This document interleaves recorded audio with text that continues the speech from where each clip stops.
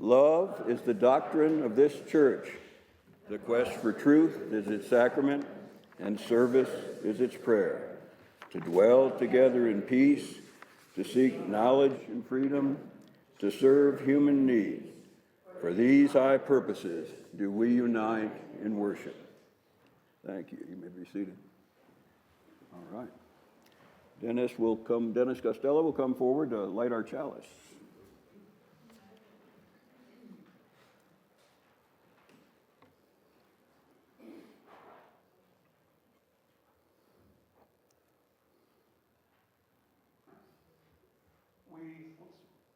We light this chalice to find inner peace, love for each other, and faith in ourselves.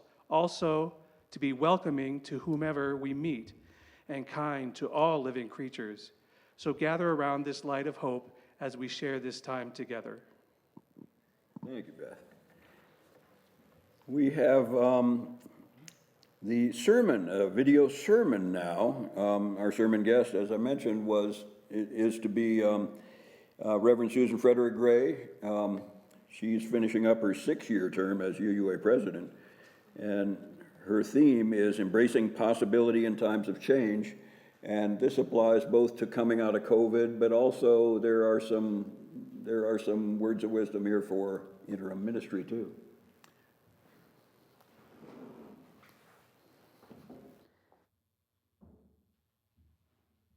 Hello, Unitarian Universalists. I'm Susan Frederick-Gray, president of your Unitarian Universalist Association, and it is my joy to be with you today.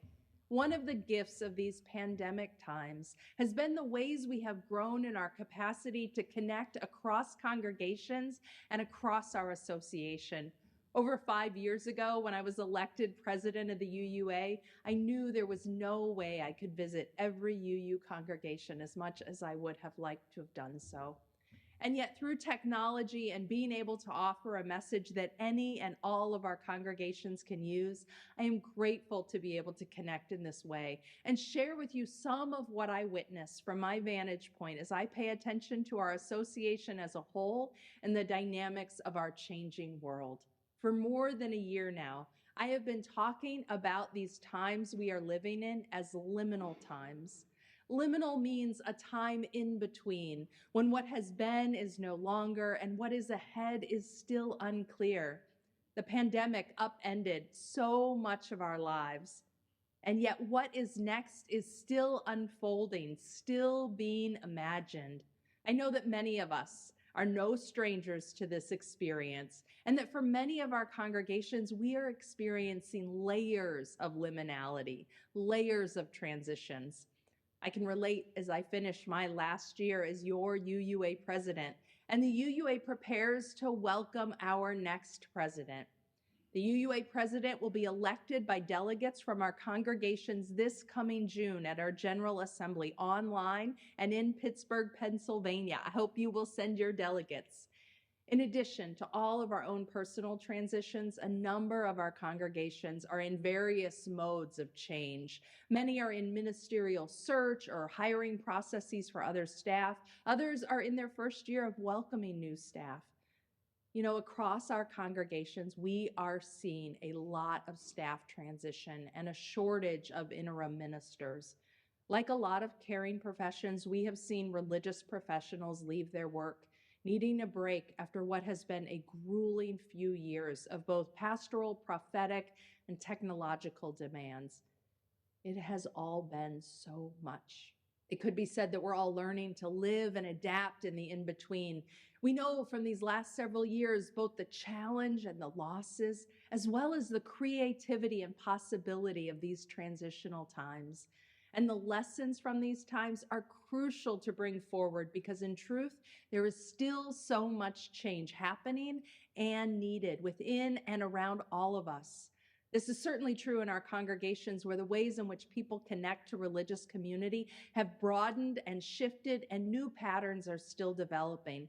And it's true in our country where we continue to witness systems and practices break down with devastating impacts. from healthcare and infrastructure to basic goods and services to the economy to democracy. Our system has shown tremendous weaknesses that impact the vulnerable most acutely.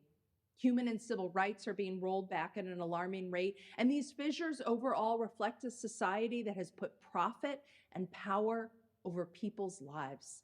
Now, in times of change and disruption, there is always a risk that fear and anxiety will dominate and lead people to cling more tightly to what has been, to a status quo that has never served the cause of human need, nor the values of justice and equity. But here's the thing. We are Unitarian Universalists. We are a people of faith. We are a people of hope and imagination. And I witness this in so many places across our faith, from congregations that continue to partner and share resources, to the energy and volunteers of UU the Vote, to our congregations boldly sacrificing to support people in accessing reproductive care, and to all of our congregations celebrating and being a loving community for trans and non-binary children and youth and their families.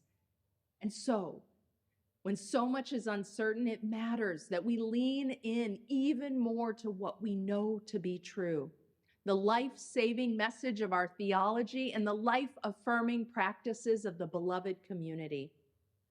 So there is this wonderful parable from the late Denon Perry, a writer and humanitarian, that uses the metaphor of a trapeze artist to describe the experience of living in transition times. This is from the parable of the trapeze from Perry's book, Warriors of the Heart. He writes, "Most of the time, I spend my life hanging on for dear life to my trapeze bar of the moment. It carries me along at a certain steady rate of swing, and I have that feeling that I am in control of my life. But every once in a while, I see another trapeze bar swinging toward me. Each time it happens, I pray that I won't have to let go of my old bar completely before I grab the new one. But in my knowing place, I know that I must totally release my grasp on the old bar, and for some moment in time must hurdle across space before I can grab on to the new bar. Each time, I'm filled with terror. It doesn't matter that in all my previous hurdles across the void of unknowing, I have always made it. Still, each time I'm afraid that I will miss. I do it anyway. Perhaps this is the essence of what the mystics call the faith experience. No guarantees, no net, no insurance policy, but you do it anyway because somehow to keep hanging on to that old bar is no longer on the list of alternatives. So for an eternity that can last a microsecond or 1,000 lifetimes, I soar through the void of the past is gone, the future is not yet. It's called transition, and I've come to believe that this transition is the only place that real change occurs. And I mean real change, not the pseudo change that only lasts until the next time my old buttons get pushed. What a powerful metaphor that is about our lives today. And a reminder that real change, needed change, is possible, perhaps only possible in these transition times. Now, there's a few nuggets of wisdom in this story to really draw out. First, as Perry says, as much as we want to stay holding on to our current bar, it just doesn't work that way. We have to totally release our grasp on the old to make way for the new. And this is not easy. I want to be clear, for in times of change, there's a real tension between longing for what was, what we knew was stable, familiar, and meaningful, even if it was not that for everybody, and the opportunity to imagine something new, new forms, new practices, new possibilities in our lives and community. This is so relevant for our congregations today. The pandemic completely changed so much of congregational life and how we gather. And as we navigate what comes next, there's a real tension within many of our communities. Some of us know we can't go back. We know we need something different, and we're ready and excited for that future.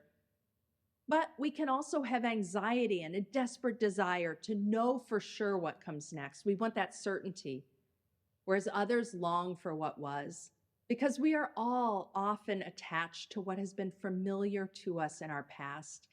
And so many people want that familiar congregational experience again.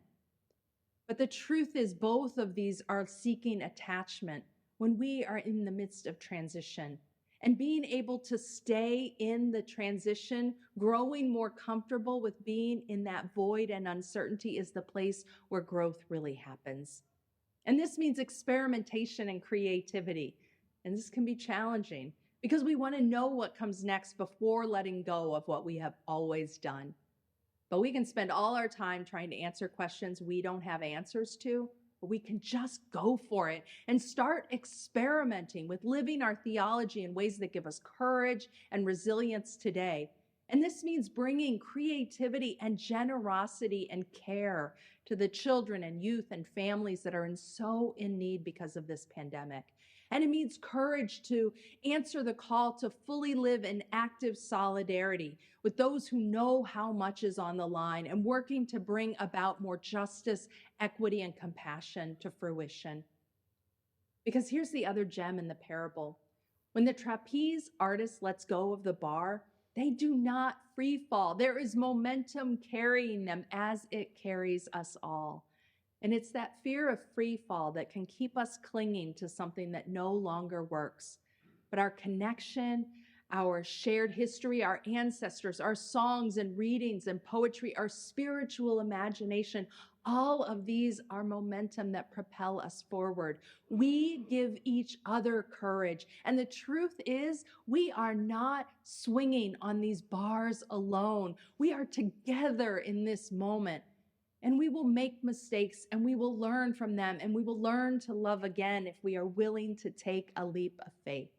I want to acknowledge how embodied this metaphor of the trapeze artist is. But remember disabled acrobats and blind aerialists whose art and athleticism carries the same metaphors. There are many words I could use to describe the momentum that keeps propelling us in these liminal times. Calling, mission, whatever it is that acts as a beacon that calls us forward, calls us towards what is most treasured in our faith, that calling of the beloved community. And when I speak of beloved community, I mean the description that Reverend Dr. Martin Luther King Jr. offers about a community that practices an all-inclusive, overflowing love that supports everyone's thriving, and a love that cannot tolerate injustice, exploitation, discrimination, and poverty because of the damage these things do to human thriving. Denon Perry ends his parable with one final lesson. He writes, I have a sneaking suspicion that the transition zone is the only real thing, and the bars are illusions we dream up to avoid the void where the real change, the real growth occurs for us. Yes, with all the pain and fear and feelings of being out of control that can, but not necessarily accompany transitions, they are still the most alive, most growth-filled, passionate, expansive moments in our lives. Transforming our need to grab that new bar, it can be terrifying. It can also be enlightening in the true sense of the word. Hurtling through the void, we may just learn how to fly. Oh, I love that ending from Perry. And I want to use it to end with a charge for all of us. Yes, we have been in a time of change and uncertainty for years now. So many bars on which we relied just disappeared, and many of us know the deep pain of being forced into a transition that we never wanted. Naturally, within all of us, we want to get to that next bar, to be settled, to have the pandemic over, to have this transition time done, to be through the grief. However, as much as we all want to find that solidity, may we remember that as Perry offers, the bars are the illusion, and that transition is the only real time, and it's the most alive and growth-filled space. And in that liminality, in that in-between, we may just learn to fly. Because in this world that is indeed at a threshold moment, we need religious communities that are living actively in this in-between time, willing to remain unsettled because so much is unsettled. Communities leaning into and reimagining what prophetic, life-saving, and justice-making ministry and community can be. Communities practicing a generosity of spirit, a generosity of care and belonging, of mutual support, to support one another in love in these times, and knowing faithfully that our values, our spiritual imagination, our interdependence will carry all of us forward. May it be so. And I want to just end with a prayer. Spirit of life, we are mindful of all those who came before us. We are mindful and committed to all those who will come after us. Love, hold us fast to what is best and deepest in us. Hold us close to one another and to all that is our life. And may we keep true to all that calls us forward in love and in liberation. Blessed be, and amen.